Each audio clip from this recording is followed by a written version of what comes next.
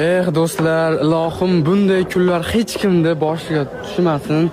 Do'stlar, biz Samarqandga kelgandik. Shu Raya kompaniyasidan umra ziyoratlarini sovg'a qilib, hozir endi hamma umra ziyoratlarini Raya kompaniyasi o'zi tarqatadigan bo'ldi. Do'stlar, bizni akkauntimizda endi qo'yilmaydi. Do'stlar, hozir biz Samarqandda bir Jamol akamiz Urgutli umraga bitta sovg'a qilaman degandi. Insonga va'da qilgandi do'stlar. Hozir shunaqa g'alati bo'ldi, ishoninglar. Shunda bitta insonni aniqlaymiz deb yurganimizda kecha Urgutda bir insonni uyoni ketib qoldi. 2 nafar nogiron farzandlari bor ekan.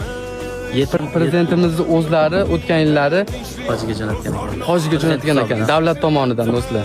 Hozir bugun mana ko'ryapsizlar, shu hamma qo'shnilari chiqib do'stlar shu Jamol akamiz bizga topshirgan bitta umrani pulini hozir bu yerga topshirib ketyapti. Sizlar duo qilib qo'ysalaring bo'ldi.